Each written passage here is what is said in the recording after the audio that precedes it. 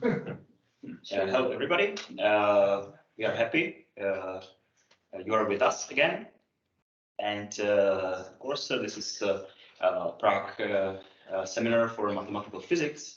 And this time we prepared our kind speaker, Tomáš Vítek, who promised us to tell something about the Brouwer fixed theorem and relationship with other interesting theorems in topology, with a little promise that he'll avoid everything from algebraic topology. So looking forward, and it deserves to be said that Tomáš is a master student in our faculty. So that's maybe all I need to say for this moment, and I'll give you word. Okay. So welcome everyone. Today's topic will be the Brouwer fixed point theorem that we have for every continuous map from a unit ball in Rn to itself.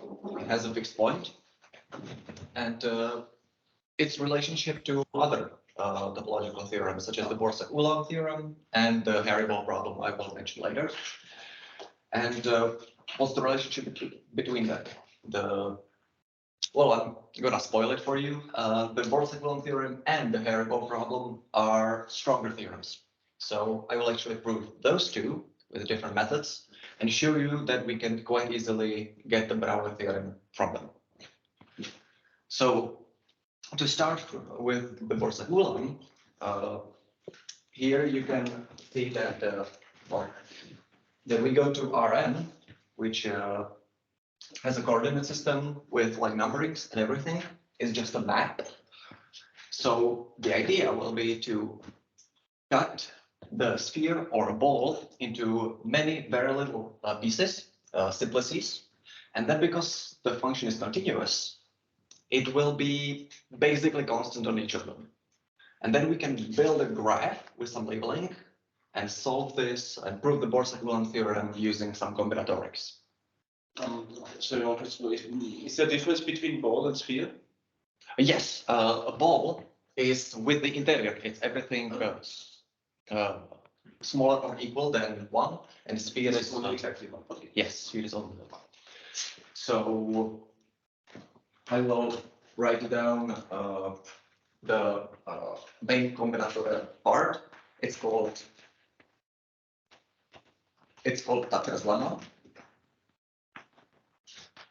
And if you would read some literature, actually this one is usually called the discrete Borsak-Ulam theorem, because once you have it, you can quite easily prove the Borsak-Ulam, and the converse is also true. So if you would use some algebraic geometry to prove the Borsak-Ulam, you can get the Tucker for some discrete problems as well.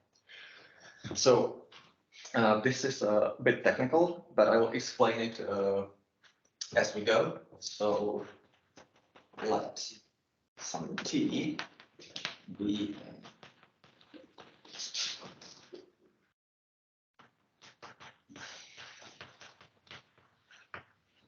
so we want t to be a triangulation, which is basically the cutting up of the unit ball. It's quite straightforward. You have some set of simplices that cover the entire ball, and the only intersection is their faces. And of course, for every simplex in T, we also add all of its faces of all dimensions.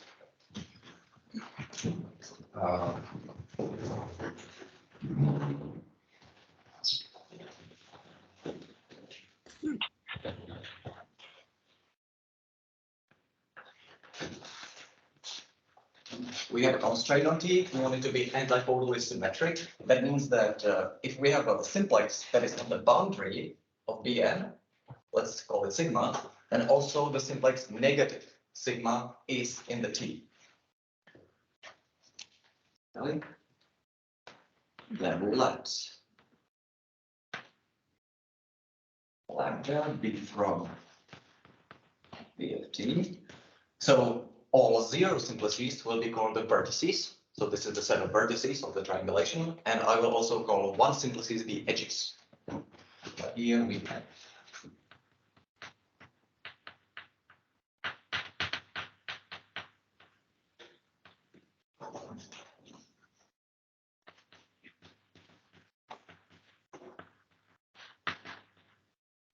Could you please repeat what antipodal symmetry? Yes, the antipodal symmetry means if I have a simplex, part of the triangulation T, that lies on the boundary of Pn, so it's a sphere.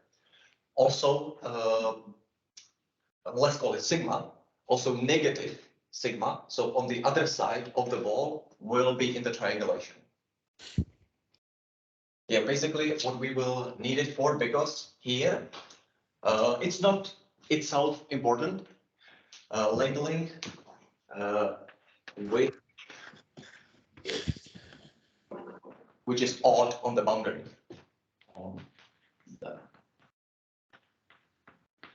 And is it true that such a calculation exists? Yes, I can construct it for you. I'll tell you this. I believe it. I mean, It's not difficult. I want it to be odd on the boundary, which means if I have a zero simplex on the boundary, I also want it to be on the other side. So, you know, if I assign it the label 2, I want the other one to have a label -2, which is boundary. Then there exists an edge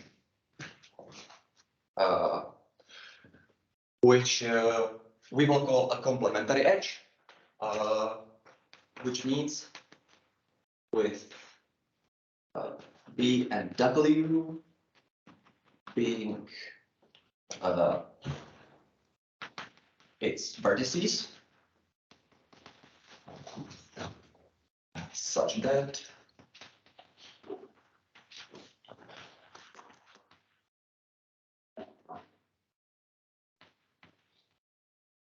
that means I have an edge, and the vertices, one will have some number k, and the other one will be a negative k.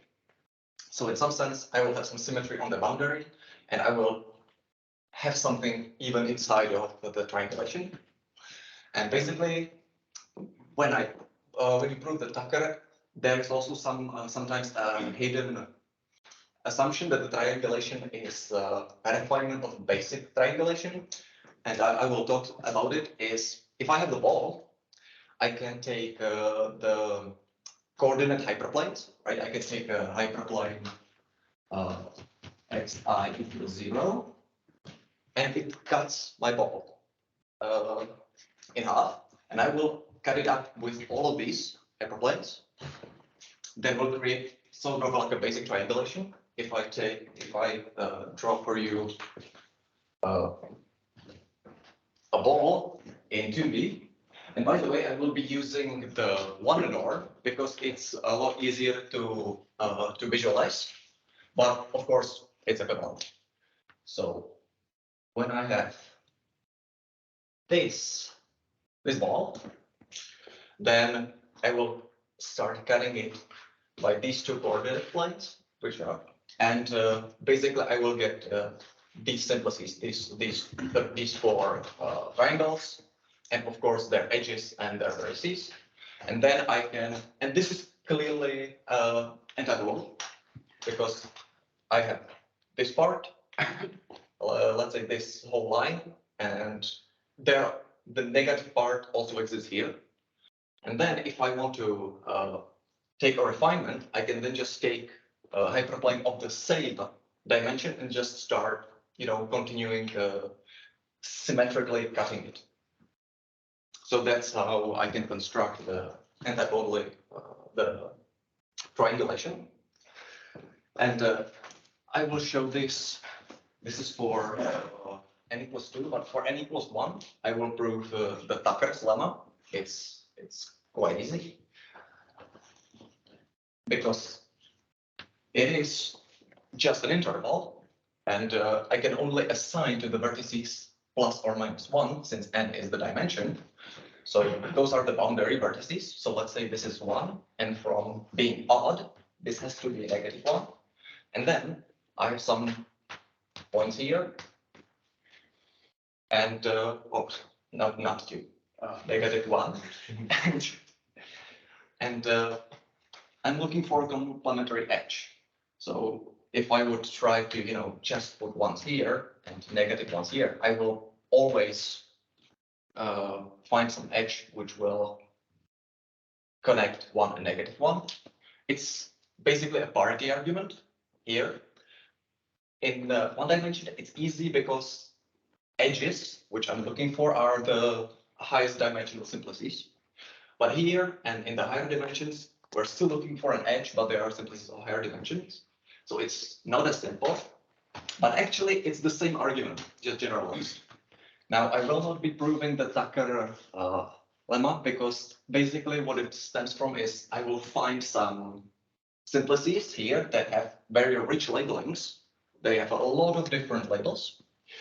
And I will then construct a graph on them. And then it's just 12 different cases. And I will, for each sort of case, compute the degrees of the graph. And I will find that their sum is odd, which is impossible, because that's just some basic graph theory. So it's in some sense a parity argument taken to a higher logic. So that's all I will talk about for the proof of the Tucker. It's quite technical. So now I will use it to prove something interesting. That will be another theorem that generally is sometimes referred to as Borsak-Ulam as well. If you read any literature, there's usually, in the 2 books I read, there's like 12 equivalent statements called the Borsak-Ulam theorem. Quite confusing.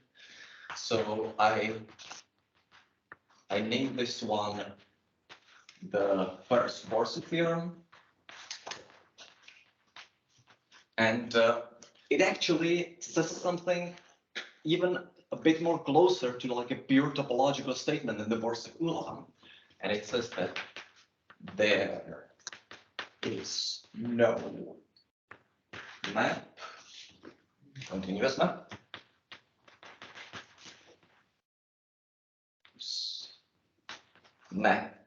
F from Bn to Sn-1 to from B to its boundary, such that F is on.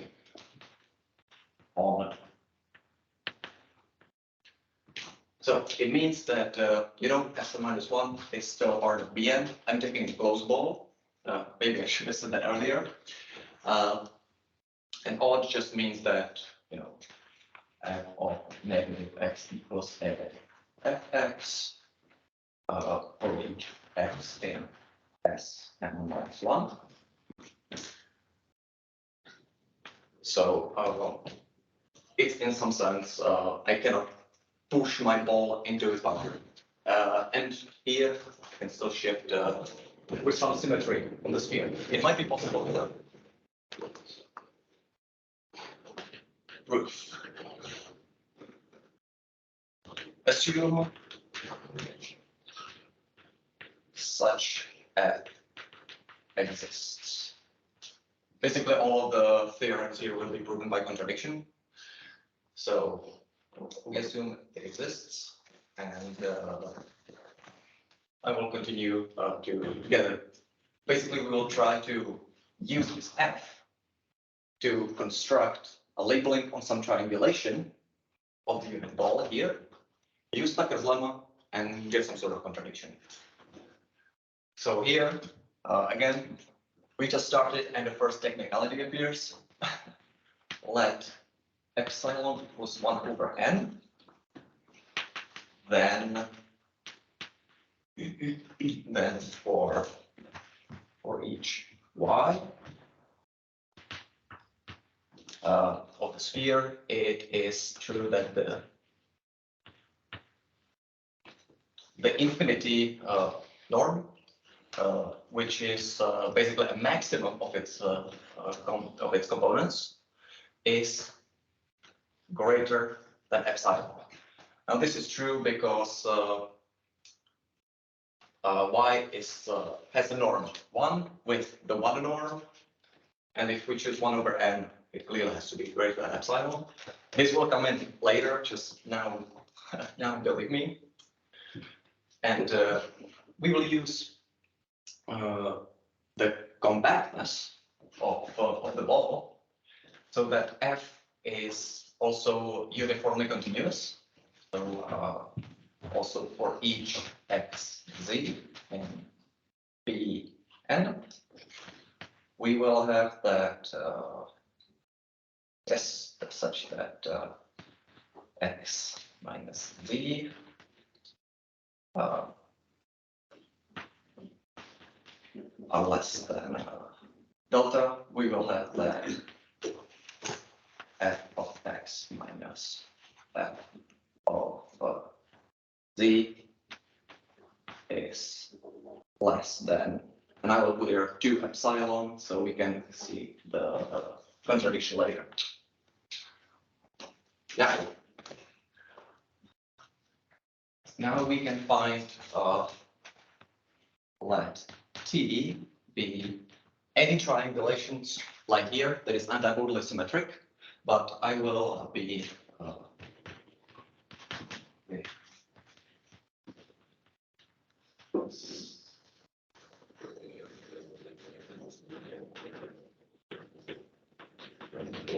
triangulation of n such that its longest edge has only has a length smaller than delta, such that it's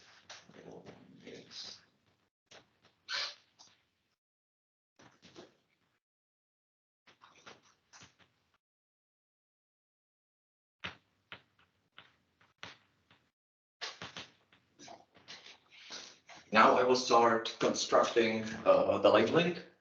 It will again be maybe a bit confusing to start with. I will define K B for vertex of this triangulation to be the minimum I such that B I. What does this even mean? The uniform continuity, this is delta at the beginning. Yes. Yeah. So for each delta, for each. Yes. If Okay, thanks. if they are smaller than delta, if there exists some delta such that this is smaller than epsilon. Here, what this even means is that this we take is the ith component of f of b. There, because we have assumed this at the beginning, there is at least one element of this set, so the minimum exists, and we just take the minimum. Now, from this, we can define the labeling of B to be K of B if in this thing F B K of B is greater than 0 and it's negative K of B if it's less than 0. So we can check that this labeling is odd on the boundary, because on the boundary we have f being odd. So if we take negative v, it will just switch the sign from the oddness of f. So now we have actually have everything we need for the Tucker lemma. So there exists. So Tucker. There exists an edge, but I will just write two vertices. The n such that v equals negative. And I will, without loss of generality, assume that this one is greater than 0 and this is less than 0.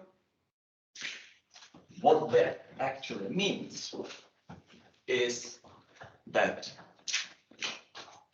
f of v at kv is strictly greater than epsilon, and f of w at w is strictly less than negative epsilon. So from this, we will get that f v minus f of w.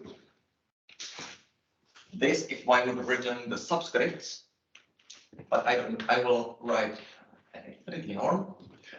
And this is just the maximum of its components, but we know that one of its components here, this will be greater than epsilon. And we have minus here, this will be also greater than epsilon. So this has to be greater than 2 epsilon.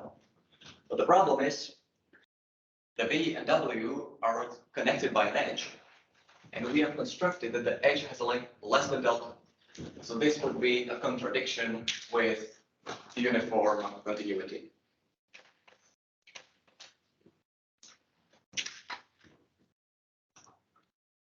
So this was a bit of a combinatorics, and it's a bit technical. And now getting the original Borsec-Ulam theorem to be proven from this is actually not very hard. So I will do proof of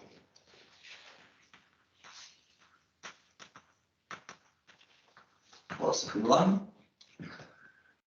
And again, we assume that it doesn't hold, so that there is such a map.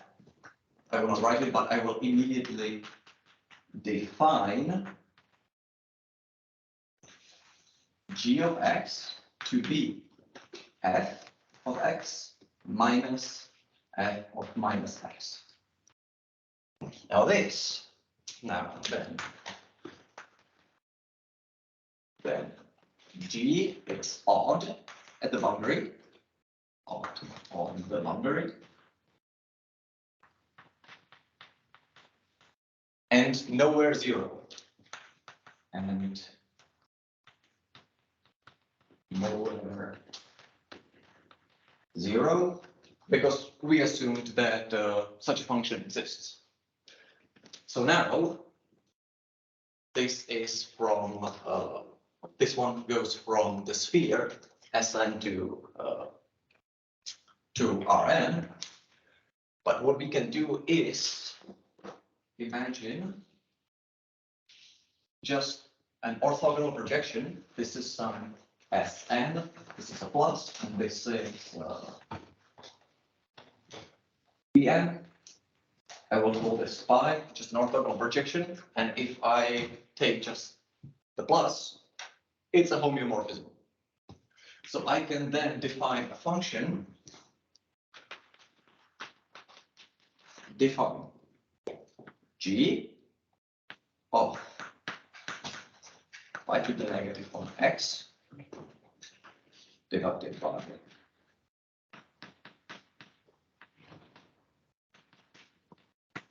now from where it goes? It goes from Pn, and g goes to Rn, but since we make it normed, this is a norm 1, so it goes actually to Sn minus 1. It is correctly defined because g is never 0, and on the boundary of Bn, the orthogonal projection is an identity, so it's off on the boundary, and this is a contradiction with the first Borsec theorem. So that's the proof of the Borsec-Ulam.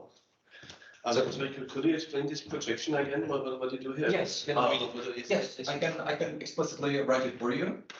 It's x1 for xn plus 1, and it goes to, oh, nice writing, and it goes to just x1, xn. I forgot the last coordinate, right? Like, I push it. Oh, okay, yes. And then, what does it mean? Sn minus or Where, yes, this is Sn, like a sphere Sn, and this is a plus, this is only the upper hemisphere. Oh, Right, because I'm gonna be taking pi to the -1, I want it to be a homeomorphism. And I don't need the upper half. Since G is odd, I could define it if I needed. So now we have the Borse-Coulomb theorem. And now it's time to show how we get the Brouwer theorem from it. So some of you might already know that when you look at the first Borse theorem, that it looks a bit similar to a theorem I will now state.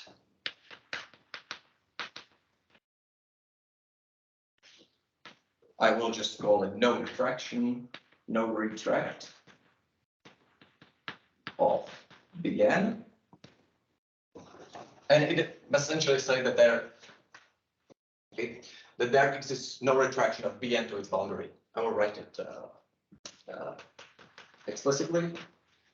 There exists no continuous map f of f from Bn to Sn-1 such that f restricted to Sn-1 is an identity. It doesn't change on Sn-1. Sorry, Tomáš, may I ask you the proof of the first Borsak theorem? What is the role of delta from? So you have for each delta, you have if the points are close enough, closer than delta, then Yes. the f is closer, fr in the distance to epsilon. Yeah. So, Yes, so the delta we find from uniform continuity. yeah, and then the delta is lost in my mind and in the proof there. So Yes, where do we use it? yeah, We- sorry. Yes, I did write it out, but from the Tucker, Yeah. we actually get an edge. Yes. Right. Uh-huh. Those are the vertices that are at the end of the edge. Mm-hmm. This holds for it. Yeah. And the problem is that I have chosen the triangulation T to have the longest edge, Uh-huh. to have a length delta, less than delta. Mm-hmm. So actually the points B and W Yeah. are less than delta apart. Uh-huh. Okay. So we will use the conversion. So this should actually be strictly less than 2 epsilon for uniform conversion, from uniform continuity. But here we got 2 epsilon. It's greater than equal from 2 epsilon from or worse. So that's the contradiction. And that you can choose such a triangulation with Yes, edge less than delta. It's Yes, I can just- because you are on a sphere or on a ball, yeah, I can just continue. If I have like an edge that's longer, I can just cut it with some hyperplane uh-huh. and make it again triangulation. Yeah, okay. But this is this procedure there. Yes. Mhm. I can basically just continue cutting it in half and get any small length I want. Mhm. Yeah.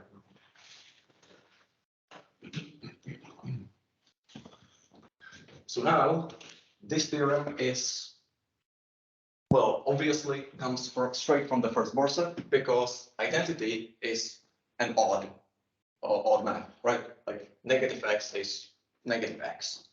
So this is strictly weaker than the first Borse, which we proved. So we immediately have this. And now the Brouwer theorem, I will prove from it by picture. A ball, and I will assume that we have an f that has no fixed point. So I will just take some point x here. There's some fx, which is different So now I will construct a line starting at x and going through f of x and to infinity. And I will call r of x, that's our function r, will be the intersection of this line with the boundary. So this is correct. And of course, if for some reason both x and fx are on the boundary, we will choose r such as r is not fx. So this is clearly well defined since x and fx are never the same point, and it's also continuous, right? Like I cannot move this very much without moving this far, and You choose it the other way around. what do you mean? And you choose the line going from fx No. through x. No. to the No, I boundary. can't, because now what do we need from the r of x is that it is continuous, but what if x, wait, Yes. you are actually right. Yeah, I always make this mistake. Yeah, me too. Yeah, it's always you start, yeah, you have to start from the fx. Yes, you have to start from the fx, because now if the point x would be on the boundary, r of x would be identity on the boundary, which is exactly what we have. We have just constructed a continuous map from any point here in Bn to its boundary that is identical on the boundary. So now there is of course a contradiction, and we have the Brouwer theorem.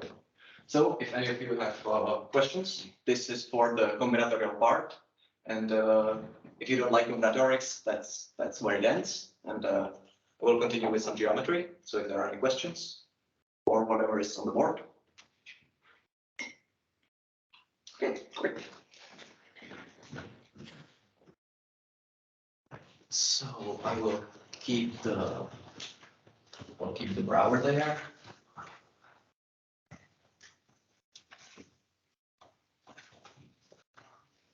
Maybe I have a question. Yeah. What is an example of continuous map from Bn to Sn-1? Just without the, Yeah, without any further assumption. I'm not sure. I've never looked into it. I'm not even sure how I would do it. Maybe it's if it's continuous.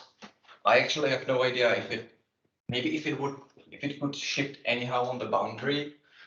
It definitely could do something weird, but I have no idea. Wait, it is. Yes, just a constant function. Choose one point and put Bn to one point on Sn. Okay. Yeah, just like trivial. Yeah.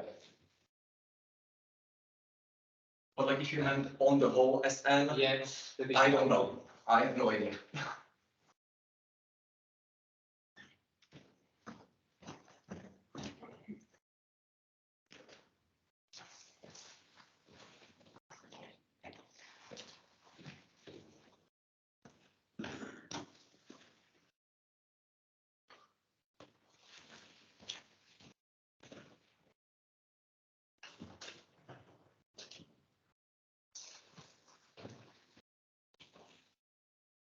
Now, the other half, yeah, the only half will be about theorem, the Henry ball problem, which says that there is no continuous tangent non-vanishing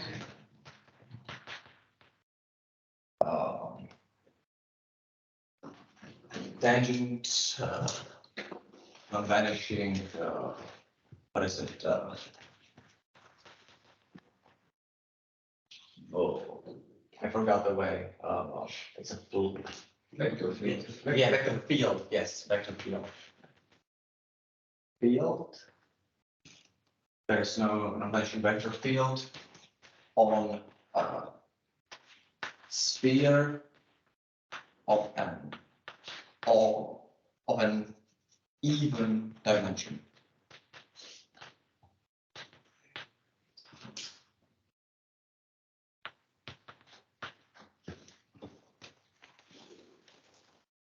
So it essentially means that if you have some ball and you have some hair on it, you cannot comb it without having some sort of something sticking out or something pushing inward. Like it will have to have some sort of sink or that on the sphere of even dimensions. So in this part, I will be studying how the vector fields, what the vector fields do on the sphere. I will be interested in the deformation of the sphere by the vector field, such as I take every point and move it a tiny bit in the direction of the vector field. And I will be interested how the volume of the sphere changes, and also what kind of object do we get from this deformation. So this is the part of the next two lemmas. So lemma 1, and it says, let's look to not forget all the things. So that's A, B, compact, connected, substrates on Rn.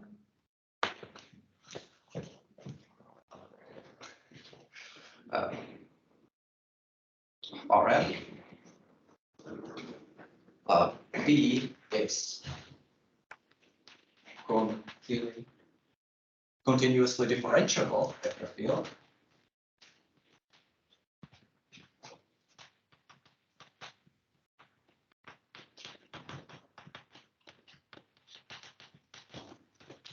On A, then for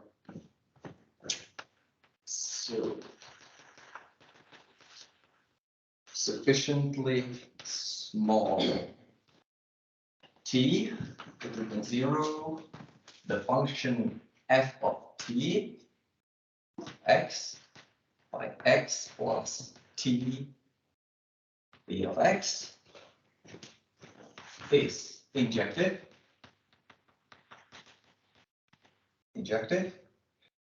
and yes, and the volume of ft of a is a polynomial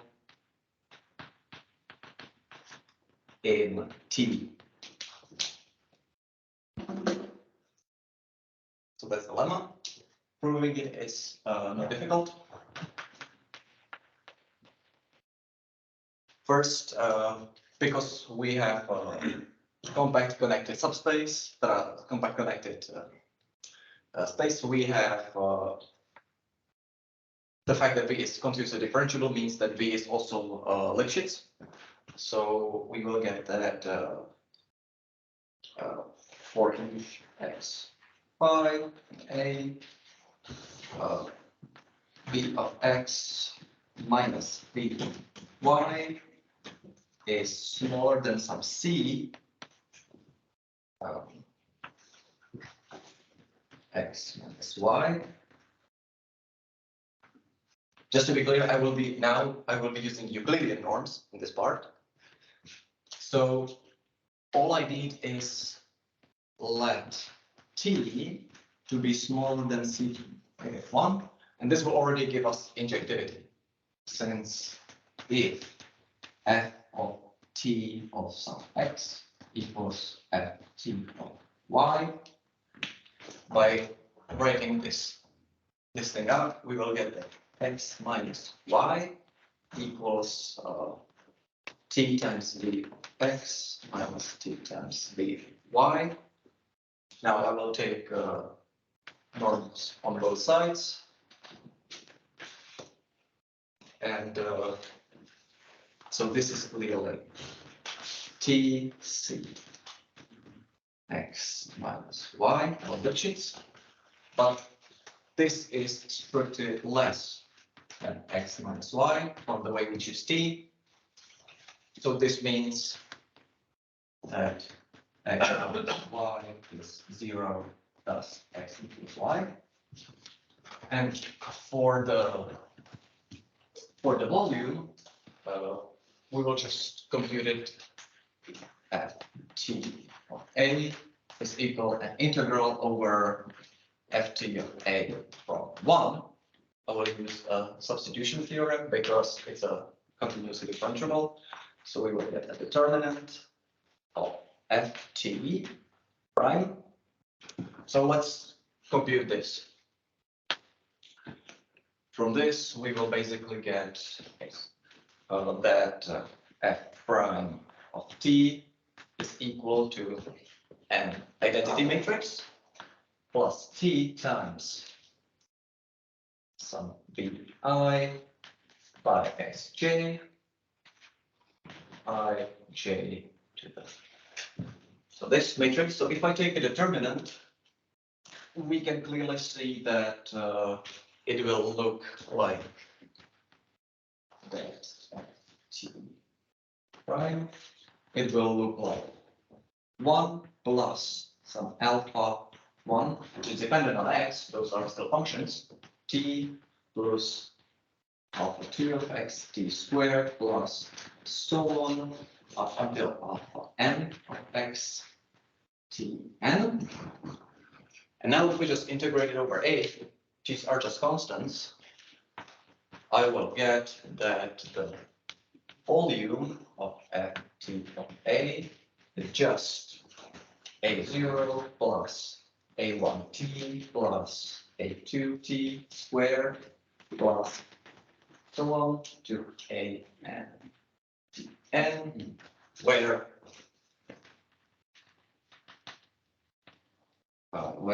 ai is just an integral over I of alpha I. So it is a polynomial of t.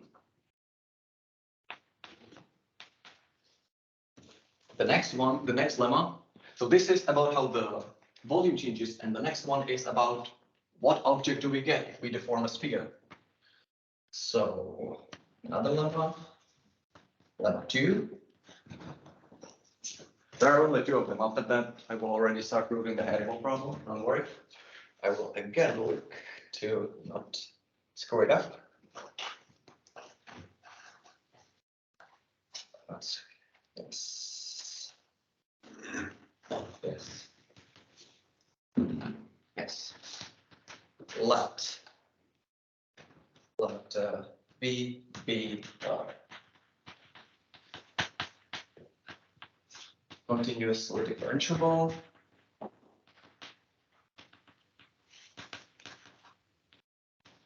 Vector fields on S n minus 1, so we already are on the sphere. Then for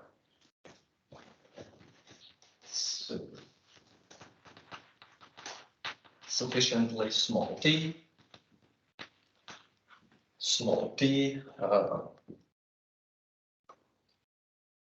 is ft equals ft of, let's say, u plus t u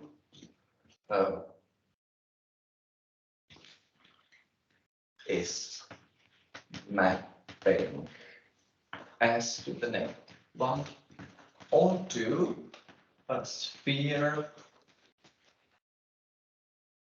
with radius, I'll squish it in here, 1 plus t squared, taking a square root of it. So proof, again, not difficult.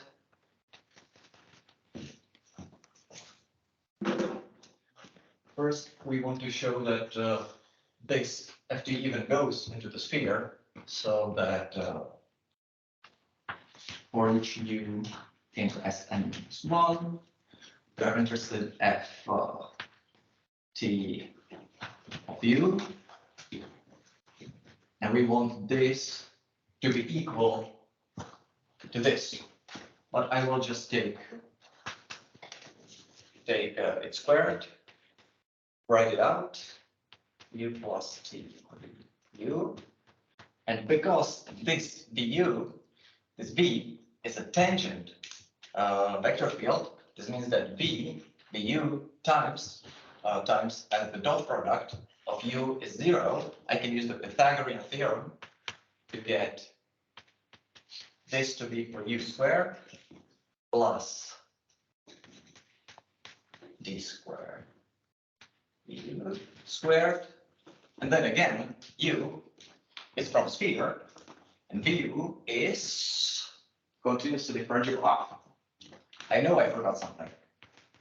Unit. Yes, it is it is everywhere as length 1.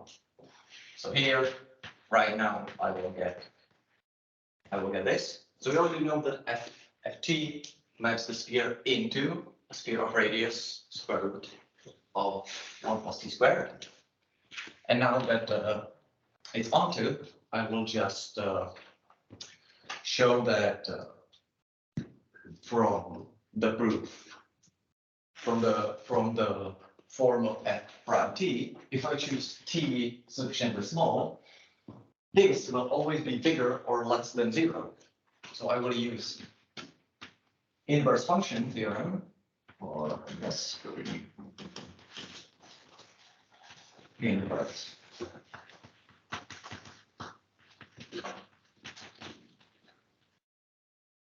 We get that if we take some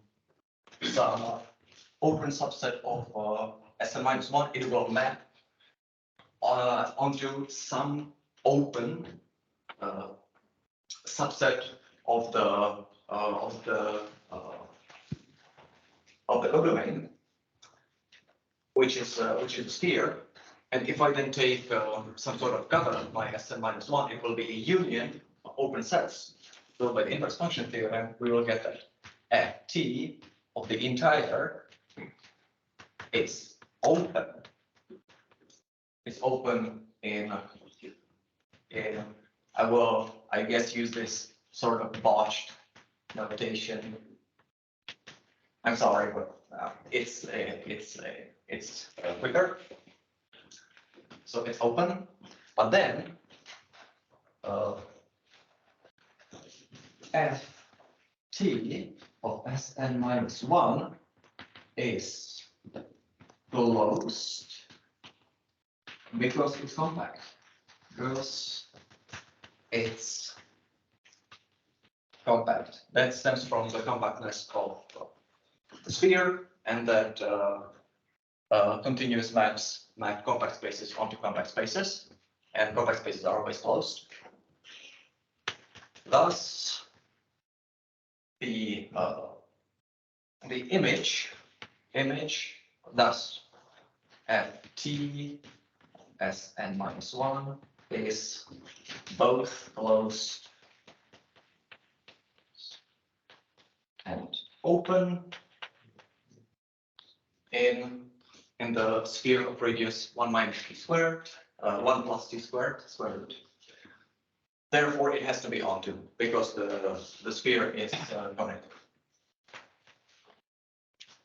So now this gives us that by this deformation of a sphere, we still get a sphere, but we have some assumptions on the vector space, on the vector field. So now we will continue is the proof of the hairy ball problem, but first for differentiable vector fields. And then that was for me the interesting part is that if I want to then prove the hairy ball problem for a continuous vector field, which is not differentiable, it actually doesn't matter. I can just construct differentiable vector field from any continuous one. So I found that interesting.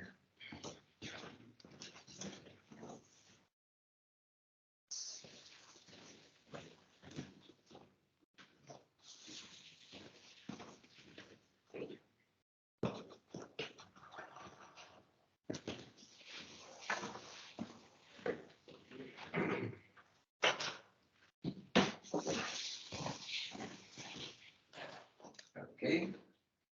So again, let's look at some assumptions. I don't miss them. I did miss them last time anyway. So, theorem.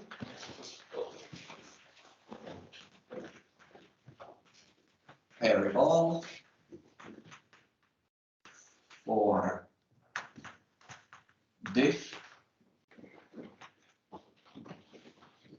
differentiable vector fields. So there is no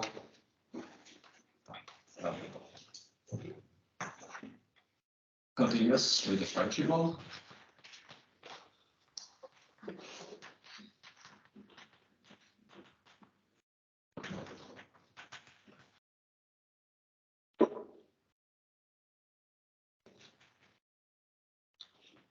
Tangent unit vector field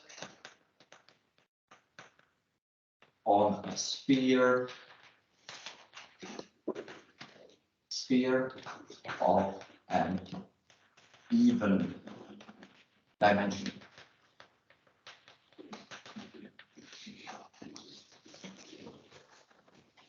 So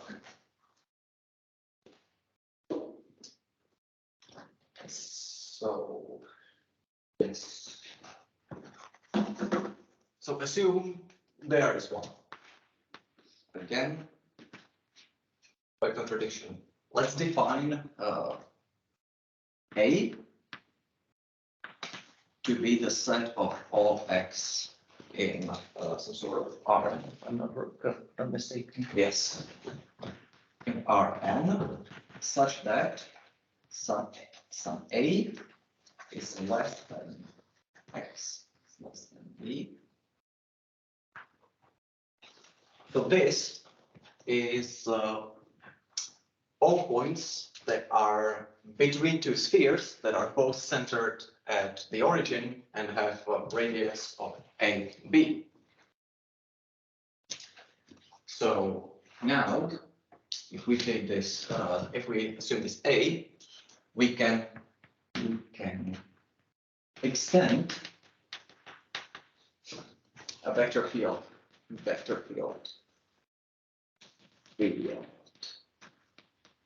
yes, vector field B, like D of RU for some R is equal to R of U, where we will have R between A and B. So we now have the vector field on the entirety of A. And from this, similarly, we can extend FT, the same one as there, as RU is R times FT of U. Now, from the second lemma, we know that if we take some sphere of radius R, we will then get a sphere of radius R times the square root of 1 plus t squared. So, in some sense, we'll get from lemma 2, we will get that Ft of Rs minus 1 is equal to R plus t squared S n minus 1. But this is for all R between A and B. So we get the actual Ft of the entirety of A is just this.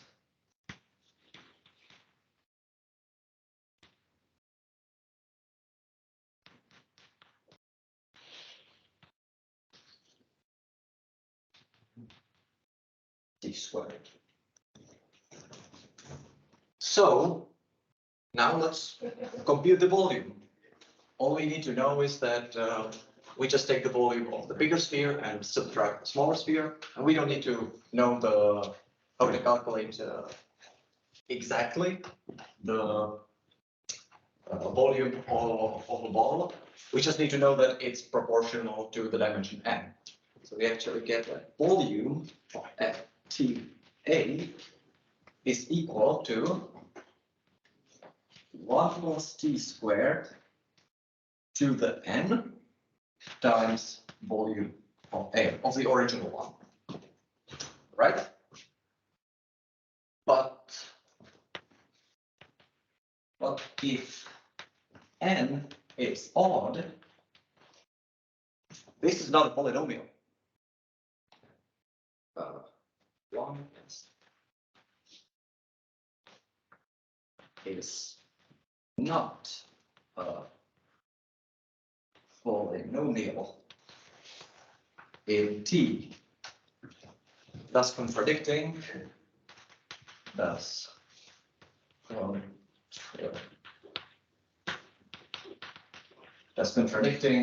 Lemma. Only one problem that your A is not compact, right? You should maybe have some Yeah, non-strict inequality there. Yeah, I think that's the I use that. But yeah, for the volume it's the same thing. Yes. So we have proved it for the differentiable tangent vector field, and now I can prove it for this. Yes, it's not vanishing. Okay. Now I can prove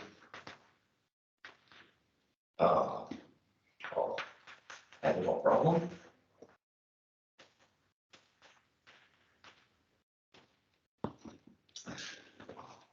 So since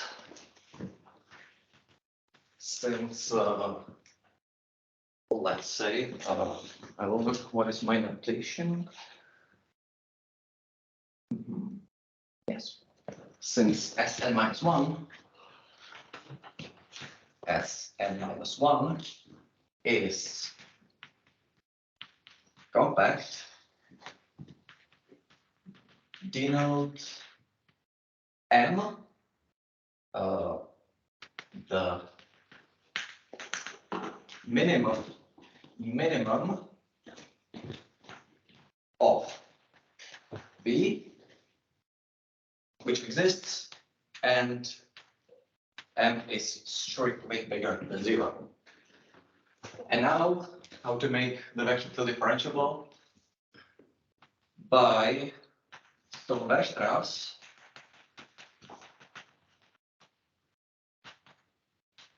I can find there exists a polynomial. Well, there exists a polynomial vector field, which means polynomial in each component, such that B U minus BU, and I want it to be closer than M halves. And this is uniform, so the U is for this relevant. So right now I will define a new vector field.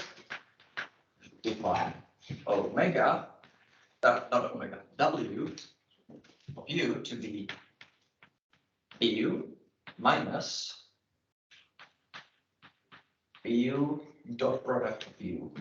That's U, where Yes, it is. Now, let's show that it's actually a tangent vector field. So u times du equals u times u minus u times u times the norm squared. But since we are on a sphere, it's equal to 1. And these two are the same. So actually, it is a tangent. Then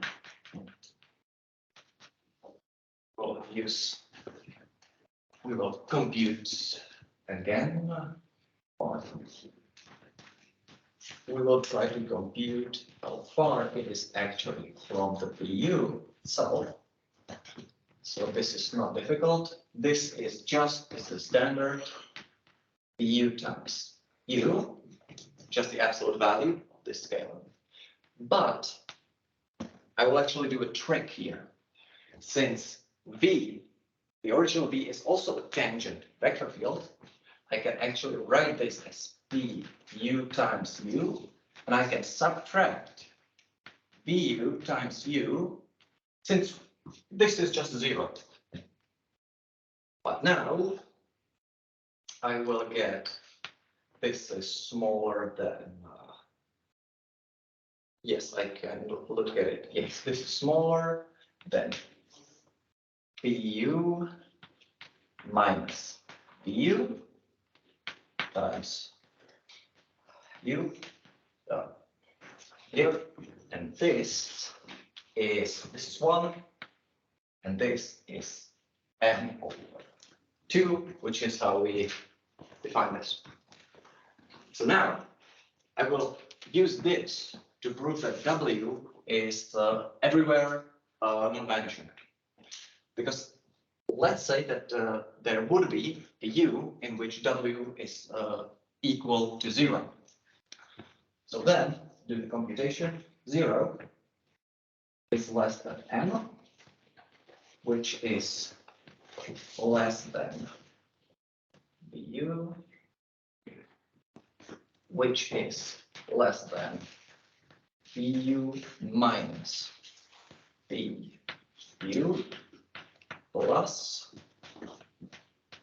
VU minus WU, because this, we assume this is 0 for, and this is m over 2 plus m over 2, which is m, so we get a contradiction.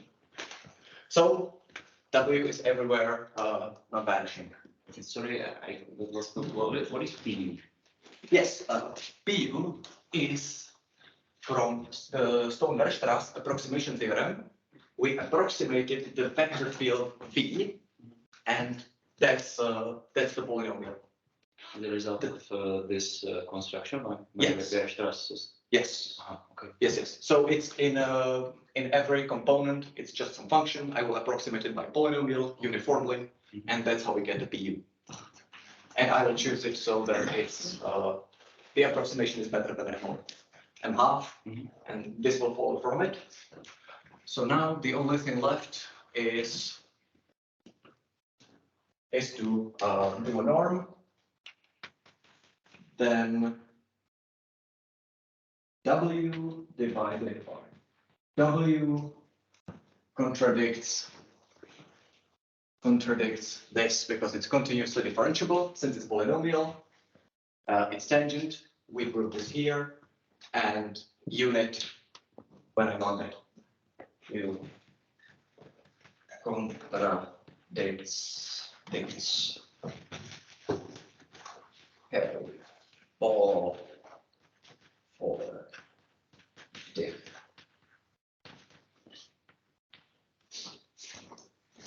So this is the proof of the hairy ball problem. And now I will use it to prove again the Brouwer fixed point theorem. Tomáš, interactive for Yes. moment. I'm thinking about the inverse function theorem. Yes. And classically, you have to verify condition of non-degeneracy of the differential or something like Yes. that. Yes. This is in the launch here, given here.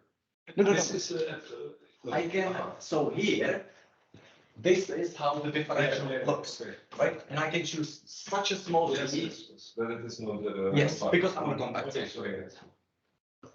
Great. No problems. Like, ask if you have any questions. I will actually, I will need some, I'm not sure. Maybe I can squeeze it here.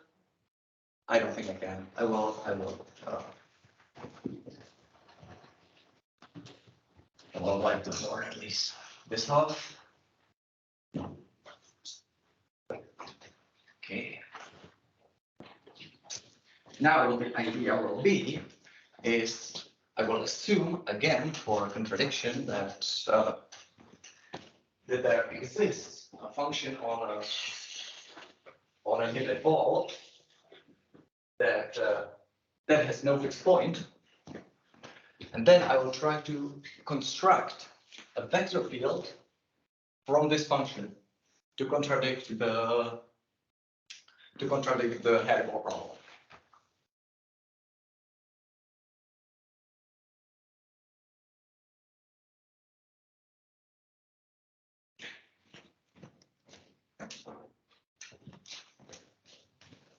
And the tool that we'll be using for it will be a stereographic projection.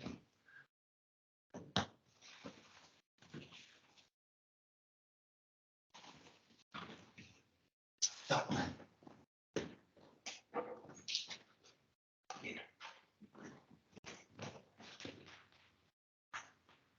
proof. Brouwer. Second time. Second time. So let me look at the correct definition. Oh yeah, that's nice. Define W of x equals x minus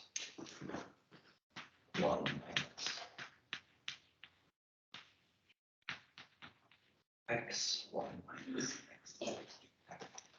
x or x in B and so this is vector field. It is correctly defined because this cannot be 0 since I assume f of x always differs from x, and this for them to this dot product will just not allow it unless they are the same to be 0. So that's the correct definition. And then yes, we can also look that if I take x from the boundary, this term will be 0. So it's actually identity of the boundary. And I will also prove now. That's not nice computation. Well, if x and f of x are linearly independent, then we can see that it's not 0. Right here, x here is a multiple of fx, and if it's linearly independent, it's not 0. And actually, you can prove that it is always not 0, even if it is linear, because linearly dependent.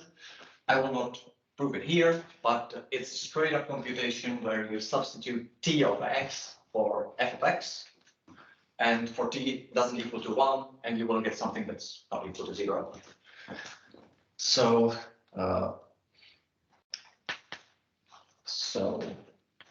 W is nowhere 0.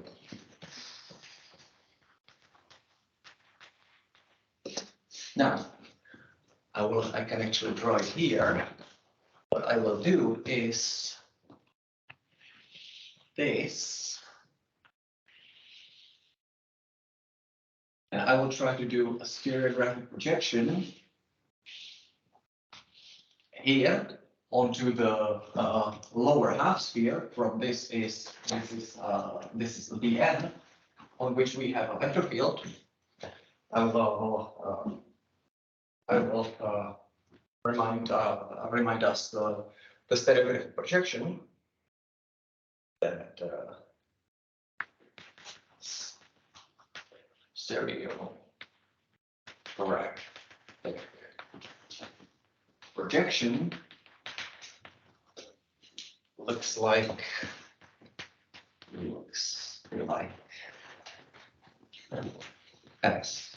x equals 1, x is 1, and here it's just 2x1, 2x2 up to 2xn, and the last one is x times x minus 1. So this is a stereographic projection. Now there would be some grueling computations, because what I can do is if I differentiate the S at a point, I will get a matrix which columns are the basis of a tangent space of the sphere. And now I can multiply it by the W from the right to get a single tangent vector at a point. And since W is nowhere 0, it will also be nowhere 0. I.e., this vector will basically will look like this. So this is actually a tangent vector field on the lower half sphere. So what interests us next is how it behaves on the boundary here on the equator. So again, this would be some computations, but on the equator, on Sn minus 1, the stereographic projection does nothing, right? Is equal to x. Like, if you project here, it's already barred both of the ball and of the disk and of the sphere. And also W of x is equal to x there. We already talked about it here. So on Sn minus 1, the field looks like Sx times x. And now we could compute just by taking derivative here and taking a scalar multiple, that in every single component here, we will get a 0, except for the last one. Here we will get a 1. So actually, this vector field, this vector field is 0, 0, 0, 1 everywhere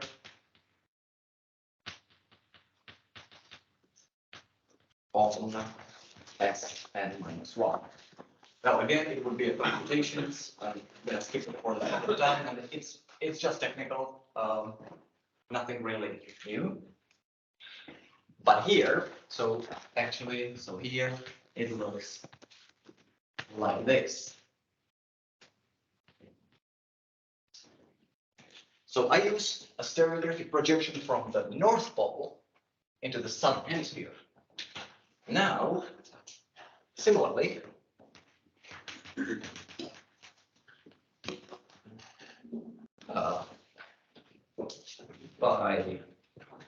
by stereographic projection,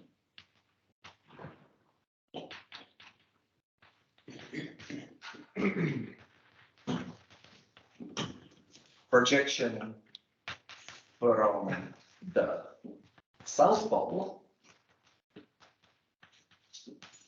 but now of negative negative W, we will get some, again, non-vanishing vector field on the upper half sphere. And since this is negative W, it will by the same computation give these vectors 0, 0, 1 on the sphere as -1. So I can actually glue them together and get a non-vanishing continuous vector field on the whole sphere. And this contradicts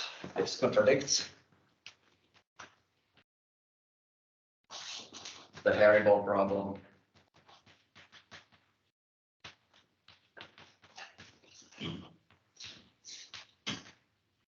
But for even dimensions, for even n. So when I looked at it for the first time, I didn't believe it because the Hairy-Ball problem only speaks about the even dimensions. What about the odd ones? But yes, but this is quite easy because if there would be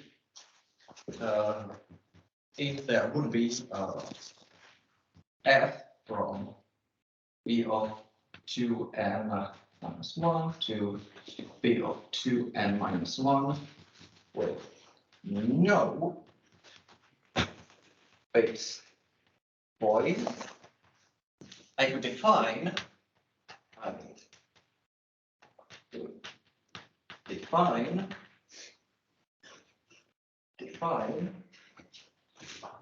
f from b to the 2n to b to the 2n as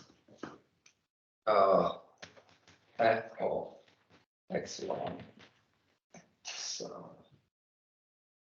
yeah, 2n as yes, x f of x1, x2n minus 1 and 0. In some sense, if this would be the ball, this would be the ball of the lower dimension. So this would be d to the 2n, and this would be d to the 2n minus 1. And if here is some sort of function without a fixed point, I can just first do a projection from everywhere here into this bn minus 1, b2n minus 1, and then just apply f. And I would get a function without a fixed point in an even dimension, and we just show that this is a projection. So this is the second proof of the Brouwer fixed point theorem. I skipped some computations, so if you have any questions. So maybe we firstly thank for the nice talk.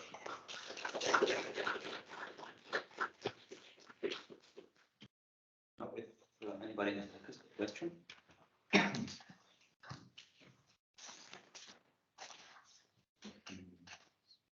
So was it difficult to find these proofs in the literature? This is actually like kind of funny. So when I first started working on it, like a year ago, or well, 2 years ago already, but seriously, like a year ago, I looked first on Wikipedia. There was like some things, but it was interesting. It was a history, and then I looked at like Google Scholar and started looking for like really weird things about the Brouwer fixed point theorem, and I found this proof by Milner, who did this analytic proof, and I really liked it. And so I finished my bachelor's thesis, I look at, and then I look at the Wikipedia page yesterday, and everything here was there. And so basically, this entire talk here, I was just basically reading a Wikipedia. I could be, because it was just there. The Milner paper got there, everything went there. Even like the comparison that I written in my abstract, that the Brouwer theorem is alongside Borsa-Coulomb theorem and the Hairy-Ball problem are fundamental in defining Euclidean topology. So it's really funny that I just looked and I was like, well, if someone would be lost, they can just type it into Wikipedia. So it wasn't that difficult to find it, but it's a lot easier now. Can you draw a picture of a sphere or of a circle and a unit tangent vector field there, which you move, getting a map from the circle to the circle? What do you mean? No, it seems that you use the construction that you have a unit tangent field Okay. on a circle or a sphere, Yes. and you move it to the center. By some Levi-Civita connection, so parallel to the center, getting a map from sphere into sphere. Which is the construction you used actually. Where did I use With the that? projections. It's just Oh, just a stereographic projection. No, with this piece at the beginning, in the middle of the lecture, I guess. Oh, just No, like no, it's- orthogonal projection. Yes, with the orthogonal projections. Yes, but this wasn't from a sphere to a sphere. It was from a sphere to a ball. Yes. Yes, it was. Maybe you can discuss this later. I mean, I don't remember the formula which you wrote there. So Yeah. there was some formula you wrote, probably this W. Okay. U, Is it here? but it is here on the right hand side there. If you can visualize what it's This? it's not important. Up a bit upper on the upper blackboard. Okay, the W there. Yeah. Yeah. It looks like. Normally you have a tangent here and it just goes to the center and it gives you incidentally a map from sphere to sphere. This is something like that. Yes, that's. One to the It gives me from. How does it give me from a sphere to sphere? It gives me from a sphere to some vector in Rn. Right. and the norm. It's actually not a unit. It is actually orthogonal to the. Yes, it is orthogonal, but it's not unitary because you need to norm it. So it's not into a sphere. Because you're It's basically, just a field. It's like not. this, P doesn't have to be tangent to the sphere. Yes, the field P is not So that. you basically project it, so it is tangent to the. Yes, yes. So basically everything that you. Yes, the B is just some function So polynomial. you just project out the. I some Part which is visualize it probably. pointing towards the center. Yeah. Yeah, actually, the construction of B I haven't visualized, so I was just like, well, it exists. So. Great. Any other questions?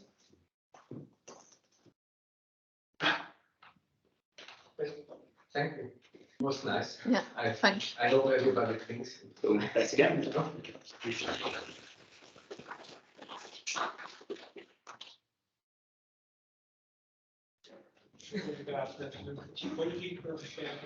Global